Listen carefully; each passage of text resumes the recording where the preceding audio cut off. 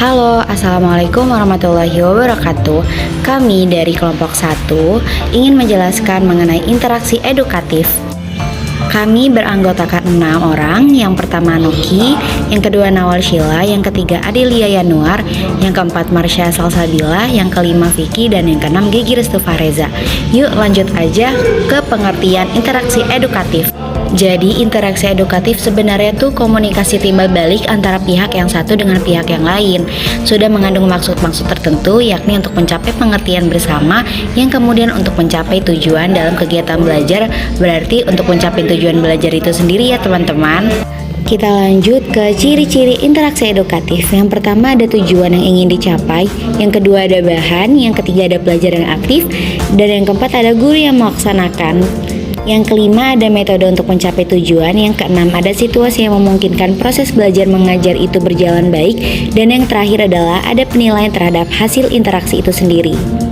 Nah, di interaksi edukatif itu mempunyai pola komunikasi juga ya teman-teman. Baik, yang pertama komunikasi sebagai aksi, yaitu komunikasi satu arah di mana pendidik ditempatkan sebagai pemberi aksi dan anak didik sebagai penerima aksi itu sendiri. Dan yang kedua komunikasi sebagai interaksi, komunikasi dua arah di mana pendidik berperan sebagai pemberi aksi atau penerima aksi.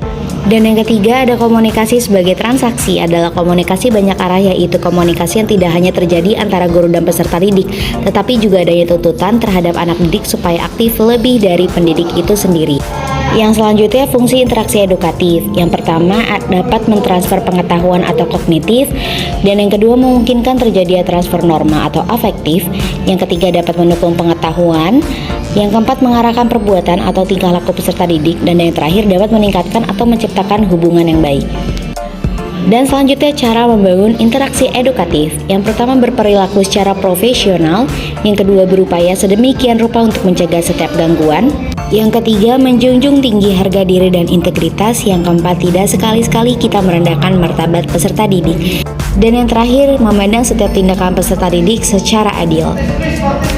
Yuk coba interaksi edukatif di setiap kegiatan kalian mulai dari sekarang. Baik, Assalamualaikum warahmatullahi wabarakatuh. Perkenalkan terlebih dahulu, saya Vicky Wildan Maulana, selaku tutor bimbingan belajar. Di sini pada kesempatan kali ini saya akan membawakan materi tentang kelompok sosial. Kita ketahui kita sebagai manusia adalah makhluk sosial yang pasti membutuhkan orang lain dalam hidupnya. Manusia senantiasa hidup berdampingan, bahkan di dalam rumah pun ada yang namanya keluarga. Nah, oleh karena itu kita disebut juga sebagai kelompok sosial. Jadi kelompok sosial, pengertian kelompok sosial menurut ahli, yang pertama menurut Willa Huki, yaitu kelompok sosial adalah suatu unit yang terdiri atas dua orang atau lebih yang saling berinteraksi atau saling berkomunikasi. Yang kedua menurut Paul Bjorton dan Kester Elhan, yakni istilah kelompok sosial diartikan sebagai kumpulan manusia yang memiliki kesadaran akan keanggotaannya dan saling berinteraksi. Sedangkan yang ketiga menurut Gregor Human, kelompok sosial ialah kumpulan individu yang melakukan kegiatan, interaksi, dan memiliki perasaan untuk membentuk suatu keseluruhan yang terorganisasi dan berhubungan secara timbal balik. Jadi dapat kita tarik kesimpulan kalau ada kumpulan orang yang kemudian mereka saling berinteraksi, itu sudah bisa dibilang kelompok sosial. Contohnya seperti keluarga, teman kelas, dan lain-lain. Untuk kelompok sosial sendiri sebenarnya dibentuk dari beberapa ciri-ciri. Berikut ciri-ciri dari kelompok sosial yang bisa saya sampaikan. Yang pertama adanya kesadaran bersama. Untuk antar anggota harus saling berhubungan satu sama lain. Kumpulan individu yang lebih banyak tidak dapat membentuk kelompok sosial, kecuali ada kesadaran timbal balik di antara mereka. Dari sini unsur kesadaran bersama inilah yang akhirnya dianggap sebagai fitur untuk membentuk sebuah kelompok sosial di dalam masyarakat. Yang kedua, kepentingan bersama. Kelompok sebagian besar dibentuk untuk pemenuhan kepentingan tertentu. Untuk individu yang membentuk kelompok harus memiliki satu atau lebih dari kepentingan dan cita-cita yang sama. Untuk mewujudkan kepentingan bersama ini, mereka bertemu ciri yang membuat kelompok sosial selalu berasal, dimulai, dan berlangsung dengan pijakan kepentingan bersamanya. Sedangkan yang ketiga, adanya rasa kesatuan. Setiap kelompok sosial membutuhkan rasa persatuan dan rasa bisa dikatakan rasa simpati untuk berkembangnya perasaan atau rasa yang dimiliki. Para anggota kelompok sosial mengembangkan kesetiaan bersama atau perasaan simpati di antaranya mereka sendiri dalam segala hal karena rasa persatuan yang terjalin antar anggota kelompok tersebut. Yang keempat, ada perasaan bersama. Perasaan bersama ini mengacu pada kecenderungan anggota untuk mengidentifikasi diri mereka dengan kelompok. Mereka memperlakukan anggota kelompok mereka sendiri sebagai teman, tetapi bisa memperlakukan anggota kelompok lain sebagai orang asing. Mereka juga bekerja sama dengan orang-orang yang termasuk dalam kelompoknya, dan semuanya melindungi kepentingan mereka secara bersama-sama. We feeling dapat membangkitkan simpati, loyalitas, dan mendorong kerjasama antar anggota. Untuk yang kelima, kesamaan perilaku. Untuk memenuhi kepentingan bersama, anggota kelompok berperilaku dengan cara yang sama. Kelompok sosial di dalam masyarakat mewakili perilaku kolektif yang terlihat dari perilaku para anggota dalam suatu kelompok kurang lebih ya serupa. Untuk yang keenam, norma kelompok yang dipatuhi. Setiap kelompok memiliki cita-cita dan normanya sendiri, dan para anggotanya harus mengikutinya. Jika anggota yang menyimpang dari norma kelompok yang ada akan dihukum berat. Terdapat norma-norma mungkin dalam bentuk adat istiadat atau cara rakyat, adat istiadat, tradisi, hukum, dan lain-lain. Norma tersebut juga bisa tertulis ataupun tidak tertulis. Bisa dikatakan terdapat norma yang resmi ataupun yang tidak resmi. Jadi begitu.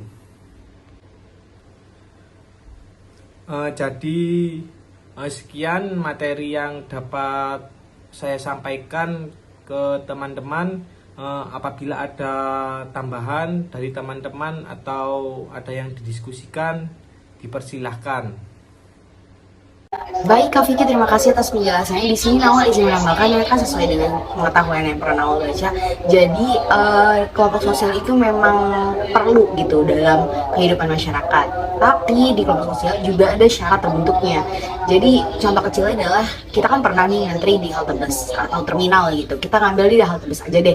Nah di halte bus itu tuh kita punya tujuan yang sama nih. Misalnya tujuannya mau ke daerah A gitu. Kita sama-sama mau ke daerah A, namun satu sama lain orang-orang di situ tuh nggak saling berinteraksi, nggak saling komunikasi. Jadi di situ tidak dinamakan kelompok sosial. Nah, kelompok sosial itu dibentuknya kelompok sosial atau bisa dinamakan kelompok sosial jika banyak sekelompok orang atau individu ke individu atau kelompok itu saling berinteraksi dan kita mempunyai tujuan yang sama. Contohnya di dalam kelas ini kita sama-sama ingin menimba ilmu dan menambah pengetahuan. Dengan begitu kita dari aku ke kalian sekalian semua di sini itu saling menanggapi gitu, saling berinteraksi, saling komunikasi, saling menambahkan apa yang tadi kita telah utarakan dengan tujuan kita sama-sama mempunyai pengetahuan yang lebih lanjut. Seperti itu tambahan dari aku dari salah satu syarat terbentuknya kelompok sosial. Mungkin ada teman-teman yang ingin menambahkan, dipersilakan ya. Nah, saya juga setuju nih dengan apa yang telah disampaikan oleh Kak Nawal tadi ya, bahwasannya Kak Nawal menyampaikan bahwa kelompok sosial itu sangat diperlukan dan sangat penting sekali utamanya dalam kehidupan manusia. Mengapa sih saya mengatakan bahwa kelompok sosial itu sangat penting? Kembali lagi dengan apa yang telah disampaikan oleh Kak Vicky tadi, bahwasannya kelompok sosial itu kan sekumpulan individu dan mereka berkumpul menjadi satu untuk menjalin suatu hubungan sosial. Dan di dalam kelompok sosial tersebut mereka itu melakukan interaksi sosial seperti melakukan komunikasi bersama untuk menyelesaikan suatu pendapatnya, untuk mengutarakan pendapatnya di suatu kelompok tersebut. Dan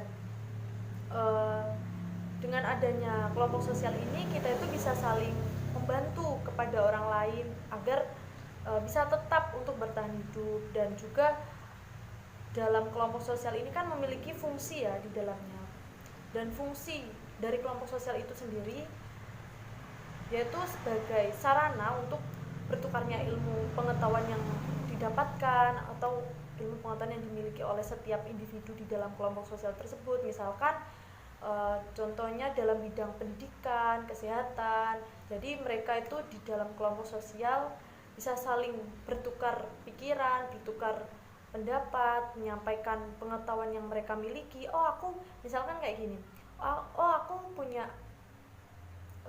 info baru nih mengenai bidang pendidikan, atau oh aku punya info baru nih mengenai bidang kesehatan. Jadi satu sama lain itu bisa saling melengkapi. Jadi si A menyampaikan tentang pengetahuan tentang pendidikan dan yang si B menyampaikan pengetahuan tentang kesehatan. Jadi saling memberikan informasi, saling membantu dan saling memberikan pendapat masing-masing. Jadi dengan adanya kelompok sosial ini itu sangat diperlukan dan sangat penting sekali, karena juga dari kelompok sosial ini kita bisa mendapatkan solusi untuk menyelesaikan suatu masalah-masalah yang sedang dihadapi dalam kelompok sosial tersebut. Seperti itu Kak, saya kembalikan ke Kak Vicky. Terima kasih. Pak, saya izin menjelaskan sedikit pemahaman tentang kelompok sosial. Dan di sini saya akan menjelaskan tentang ciri-ciri kelompok sosial. Yang pertama itu adalah adanya kesadaran bersama.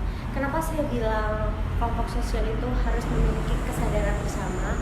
Karena di dalam anggota kelompok sosial itu harus saling berhubungan, harus ada kesadaran timbal balik satu sama lainnya. Kalau misal kita berkumpul di suatu tempat sebanyak apapun orangnya, tapi kalau kita tidak memiliki kesadaran, kita tidak berinteraksi satu dengan yang lainnya, itu tidak dapat dikatakan kelompok sosial. Karena kunci dari kelompok sosial itu adalah adanya hubungan interaksi. Selanjutnya, ciri yang kedua itu adalah kelompok sosial harus memiliki kepentingan bersama. Jadi kelompok sosial itu dibentuk untuk pemenuhan kepentingan tertentu, entah kepentingan di bidang keluarga atau kepentingan di bidang bisnis. Nah, jadi kalau misal kita tidak memiliki kepentingan satu sama lain, tapi kita berada di suatu ruangan, itu tidak dikatakan kelompok sosial, karena tadi tidak adanya interaksi, tidak adanya kebutuhan bersama. Seperti itu, tidak. Selanjutnya itu adalah adanya rasa kesatuan dan simpati. Nah, rasa kesatuan ini maksudnya itu kepekaan satu sama lain. Selanjutnya itu adalah memiliki rasa kesatuan. Jadi tidak memiliki rasa pecah belah. Nah, kesatuan di sini maksudnya itu adalah rasa simpati satu sama lain. Ketika kita tidak punya rasa simpati satu sama lain, bisa dibilang kita tidak mengenal ya. Nah, ketika kita tidak mengenal satu sama lain, itu tidak dapat dikatakan kelompok sosial. Kelompok sosial kan harus ada komunikasi, harus saling mengenal, harus memiliki hubungan yang baik, harus memiliki hubungan naluri satu sama lain. Baik, dari yang Kak Vicky jelasin tadi, saya dapat menarik pemahaman tentang kelompok sosial. Jadi kan ada beberapa syarat untuk terbentuknya kelompok sosial, dan yang saya dapatkan ini kan kita sebagai makhluk sosial kan pasti membutuhkan orang lain kan dalam hidup ya. Seperti manusia tuh senantiasa butuh pendampingan kan, bahkan dalam berumah tangga pun dan masyarakat pun itu bisa disebut juga dengan kelompok sosial. Jadi dalam pemahaman tadi saya nih jadi tahu